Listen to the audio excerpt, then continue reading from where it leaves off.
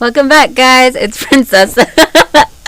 And it is Mental Health Monday, and I have my co-host for today, Gracie. Hello, guys. I'm excited to co-host today.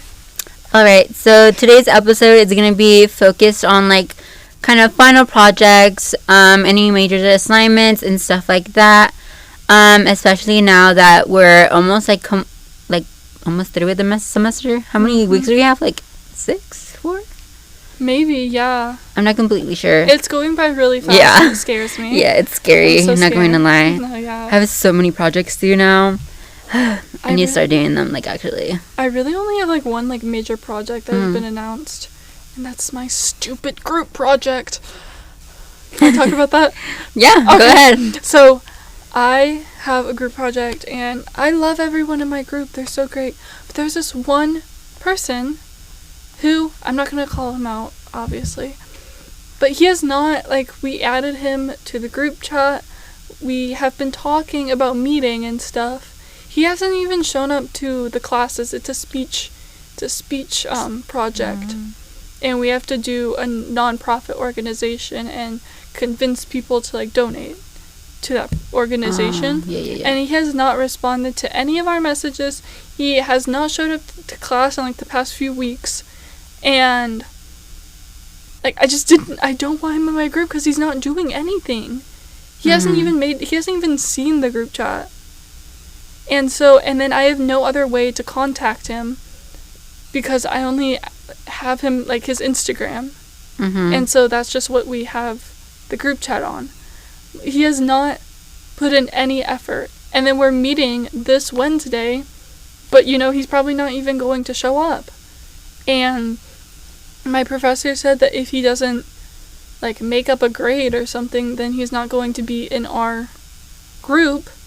But I even told my professor, I was like, hey, I really do not want him in our group because he's not doing anything. He's not putting in effort at all. And if he hasn't shown up for the past couple of weeks, then he's probably not passing the class.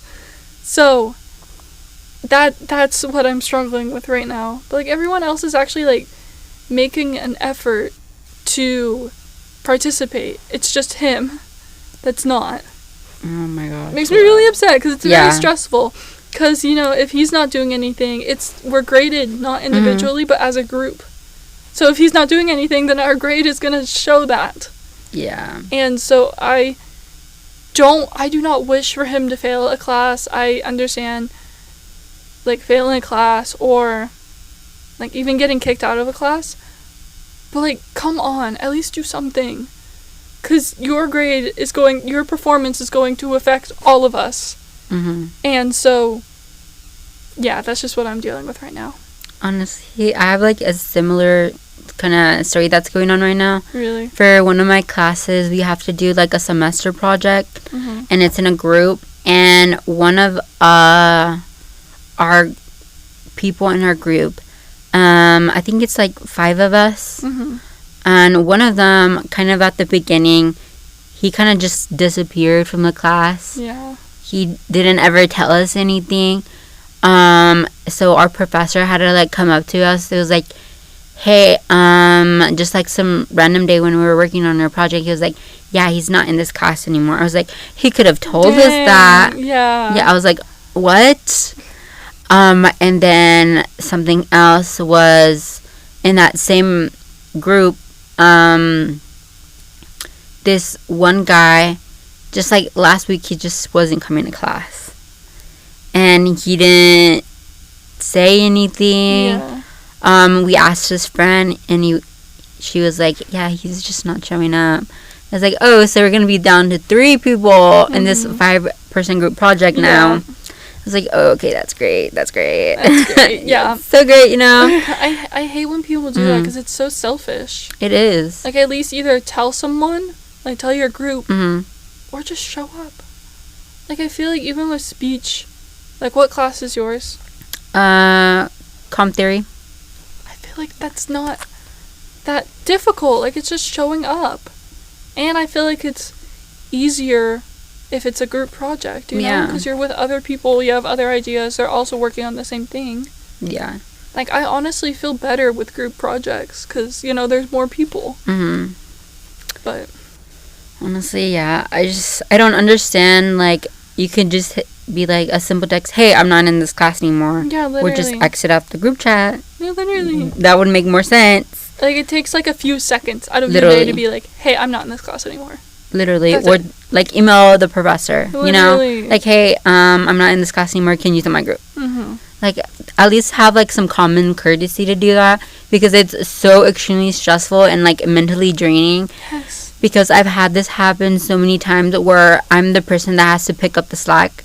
Mm-hmm. And when it's, like a 2-person thing now, because we have, like, 3 people in our group. Mm-hmm. So I have to pick up the extra slack, and so does the other person. Yeah. But I'm always like, hey, I'll do it. Like, I'm always just like, okay, yeah, I'll just take on the work because I know you're busy.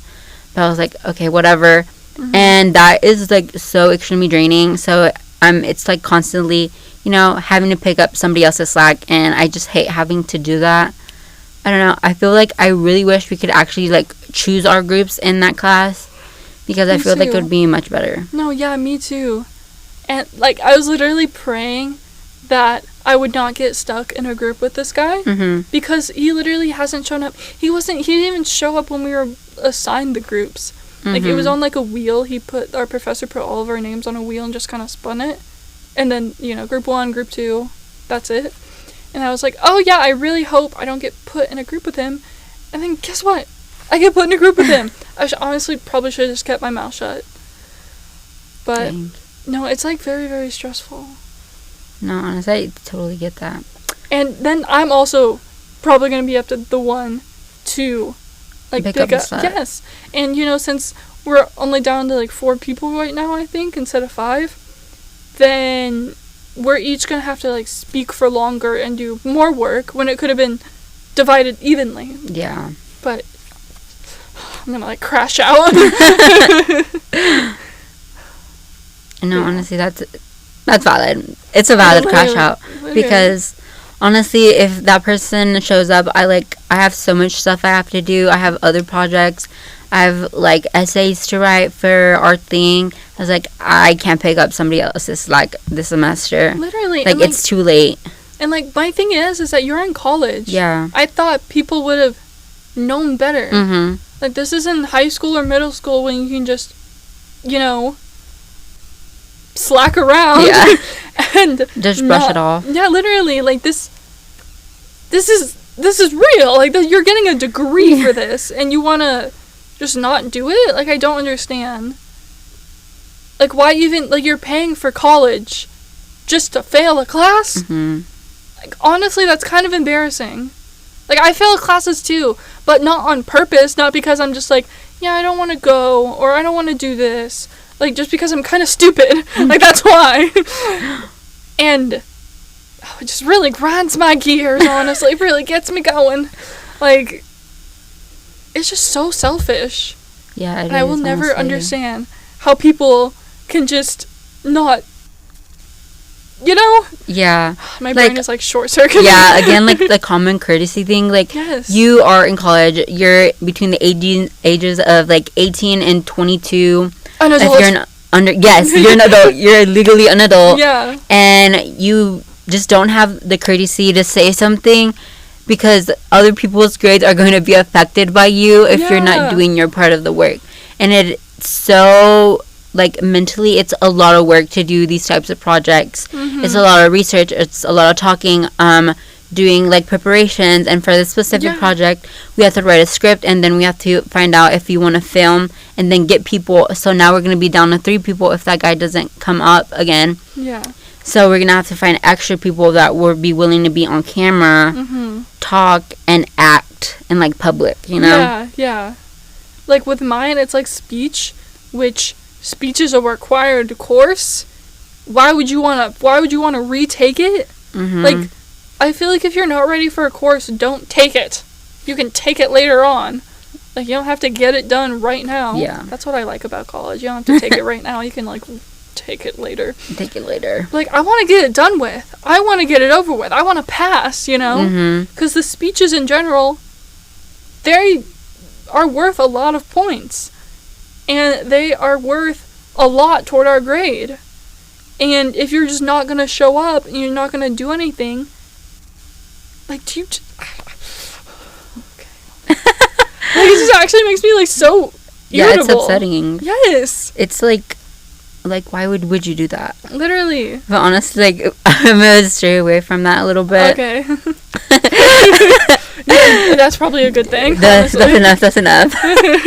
Okay, so one of my questions is, have you ever started a project that felt uninspiring, and what was going on during that time that you felt that you couldn't do it, or it was uninspiring, or was it just like the project itself that just was not inspiring to you?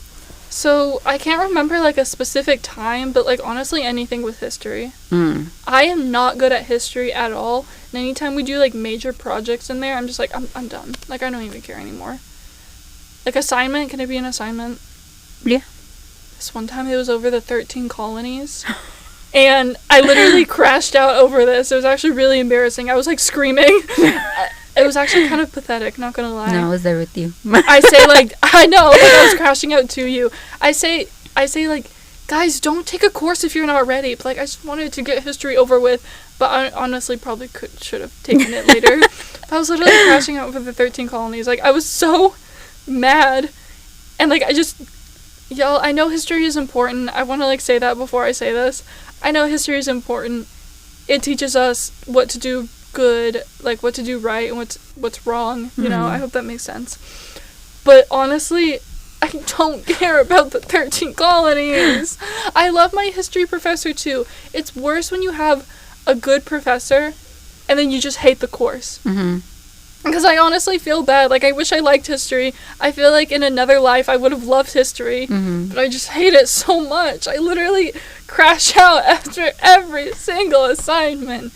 And so that's probably a project where I'm just like, I can't do this. Yeah. I eventually did it after, like, almost crying. But, like... Oh my gosh. But now I can say, you know, I've crashed out over the 13 colonies. Yeah. Like, it was actually really upsetting. I was so upset. It's kind of pathetic. Honestly, that kind of is going to go into what I'm going to say in just a second. That's going to kind of lead into my question. I feel like if you are kind of, like, in the way you were talking about, if you don't like a class, like, I used to, like, not like certain classes, specifically history. But I was good at history. Oh, good for you. And I was like, I don't want to be here, you know? Yeah. And then later on, when I was, like, reading about history, I would watch videos, I would watch movies, podcasts about it. I was actually super interested in it. I think it's just, like, the academic setting of learning about history that kind of is draining. And then kind of leading on to my question is, what do you think causes some projects to feel mentally draining or unfulfilling? Like I was saying, I think it's just, for me, it was the academic setting. I just didn't want to learn kind of that way. That was going to lead into it like a quiz. Yeah, I agree. I think if it's because I like learning about history when, like, I'm doing it myself. But when I'm getting a grade for it and, like, I'm actually kind of being, like, forced to learn it. Yeah. I don't really like that. I like learning things on my own. Like, sometimes I'll research. It was after the movie night that we had with the Cambodian Student Association. I researched the Khmer Rouge. Yeah. Yeah, that. I researched it. And I actually thought that was interesting. I want to learn more about events like this. Yeah. Like, I think it's, like, from other countries. Because I feel like I would enjoy that much more than the 13 colonies. Yeah. Or, like, anything like that. But there are some instances where I'm like, okay, this is actually kind of interesting. Because my professor tries to make it, like, use common slang, not in like a cringy way, but being like, yeah, this guy, they hated this guy. Like, she doesn't be like, in the 17th, you know what I mean? It makes it more easier for me to understand if she's like uses words I'm familiar with. Does that make sense? Yeah, it does. Okay, I've had her, so I know who you're talking about. Yeah, no, she's really sweet. Like, she's so sweet. I love her.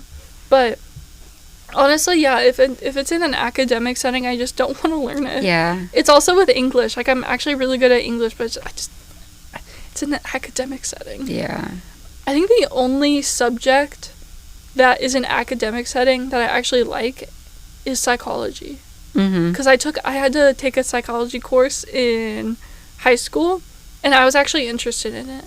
Literally all of the other courses I was like, I don't care. Like, I don't know, it's weird how our brains think like that. Yeah. Then kind of piggybacking off that same question, what role do professors or the structure of a class play in the quality or energy you bring to a project? Like I said, if they like use words I'm familiar with, or if they try and add like a small little like activity with it, like a fun little, like I like group discussions a lot. Oh, okay. So I feel like that helps me. Does that kind of... Yeah. Okay, good. That makes sense. Okay, good. I feel like also the way a professor talks. Yes. Because like monotone. Yes. Yeah. Oh my gosh, I can't. Because if they like talk in a monotone, like slow voice, like I understand that's just how some people talk, and there's nothing wrong with that. Yeah. Like, don't change your voice just to like accommodate. But also, it's just so boring. It's so boring. Yeah. But most of my teachers, they don't have like boring voices, so that's good. But I know like some professors here too. Yeah. I had the class I dropped this semester. My professor, he had that kind of monotone voice, and it was very quiet. I couldn't do it. I couldn't do it. I hated it. No, yeah. I was just like, okay, anyways, next, please, next. Yeah, literally. But I have another, wait, what was I gonna say? No! No! Oh, yeah, if they have, like, high energy, that makes me focus more. Yeah. Because sometimes teachers will just, like, okay, guys, like, you know, just, like, sitting there or just, like, standing there in one place.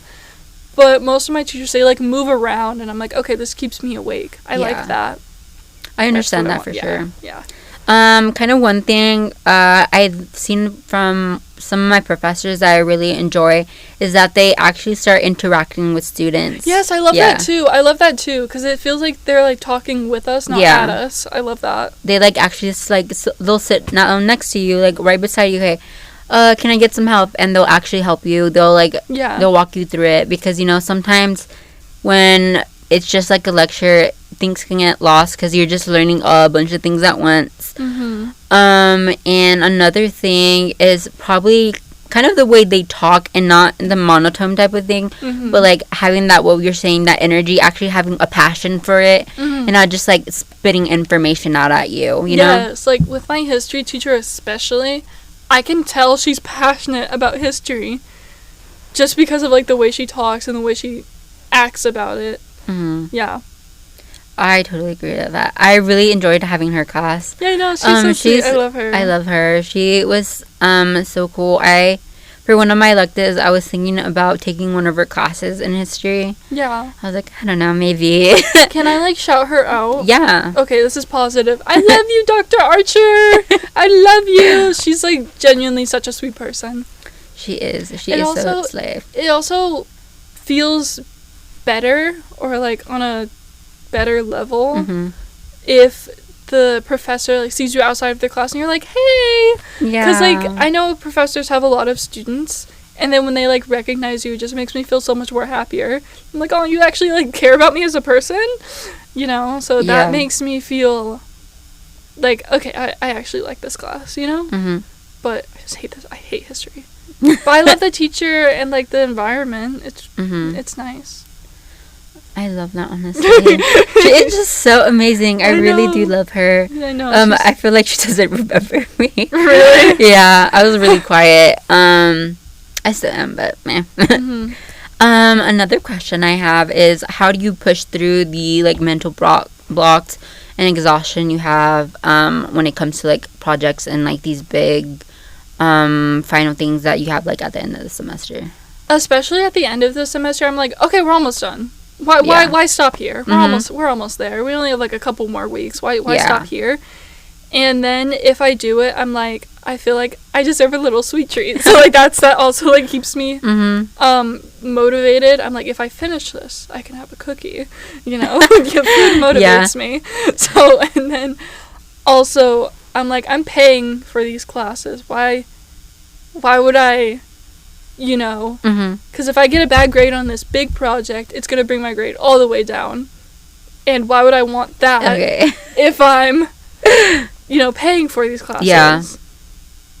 Yeah, so that really gets me going. Especially the food motivation. I'm very food motivated. Honestly, I love that. I feel like sometimes you honestly at the end of the semester, yeah, you just gotta give yourself a sweet treat at the end of the day. Yeah. Whether it be food or like a movie night, hanging out with your friends, going on like a fun little walk. Yeah.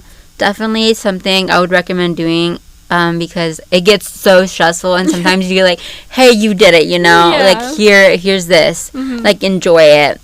And that's just something I would highly encourage people to do, and probably myself, because I don't do that. Yeah. But, yeah, I feel if, like, the school offer, like, kind of things like that, kind of how they do, Float Thursday, yes, and have that kind of things more during the final weeks. Yes. I feel like it would be so helpful. Also, the bake sales kind of get me. I'm like, I love a bake sale. No, me too. I'm very food motivated. I'm also very like clothing motivated. So I'm like, if I finish this assignment, I'm gonna go to Goodwill. My budget is $10. See, like I do that too. No, I love that. It's so cute. Like actually, like buying yourself some clothes, some nice shoes, some jewelry, even. Mm-hmm. Totally. I'm adding that to my list. Or sometimes I'll also go to Dollar Tree because I'm like, it's cheaper, so I can buy more ice cream. Literally.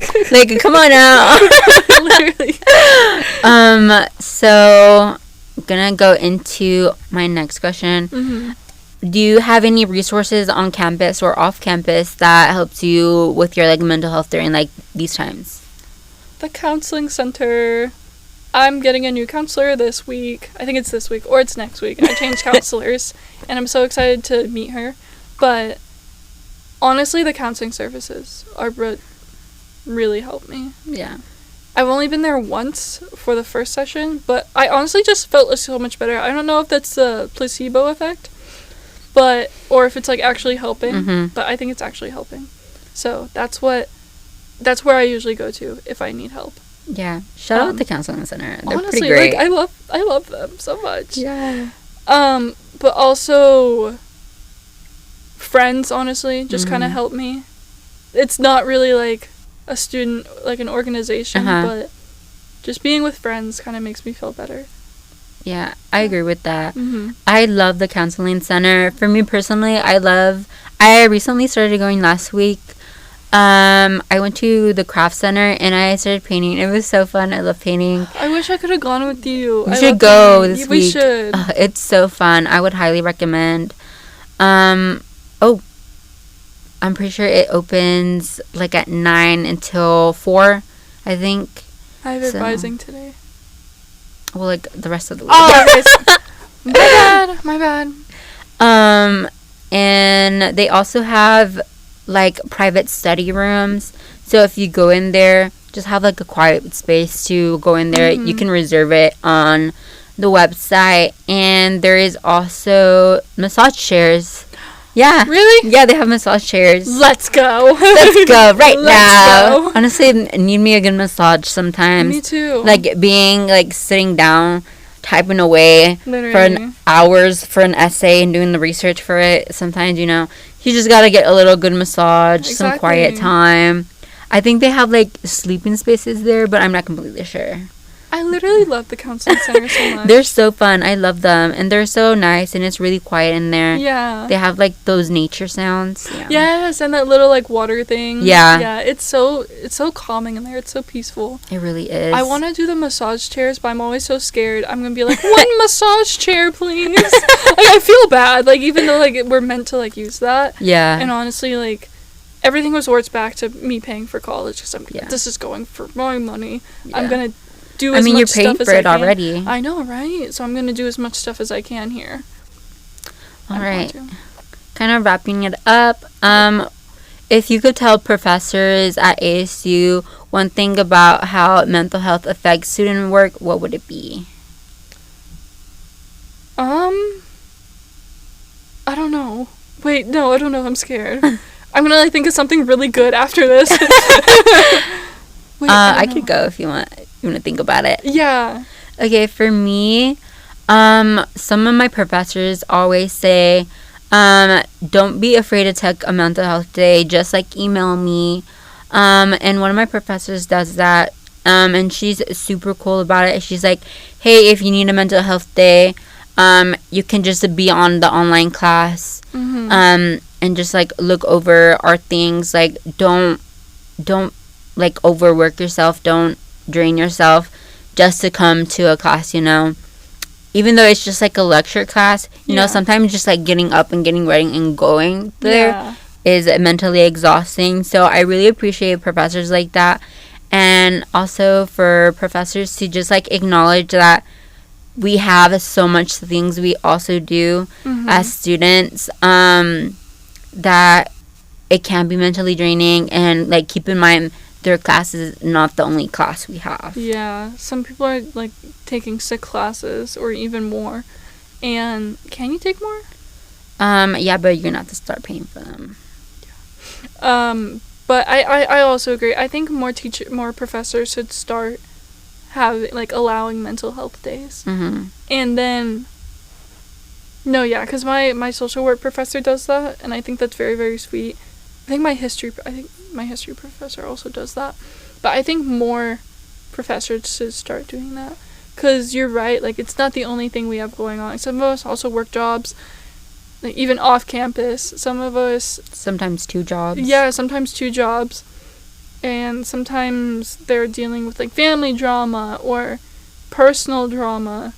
Or they're just dealing with, like, a bunch of other stuff. So I think taking those mental health days is really, really beneficial. Yeah. I would honestly agree with that. One of the girls in one of the organizations I'm in, she works 2 jobs, and one of them is, like, an internship. She has, like, a leadership position. She's also in different organizations as well.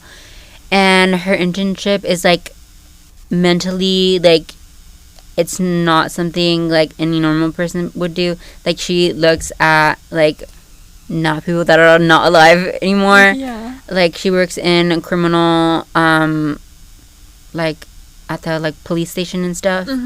So that's, like, super mentally draining. I can, like, imagine. So honestly, like, just professors acknowledging that you know, we're human. We're just not like little robots and doing work. Yeah, literally. Some people are nursing majors. Some people are like really high end majors. Yeah. And so it's extremely stressful on them. So yeah.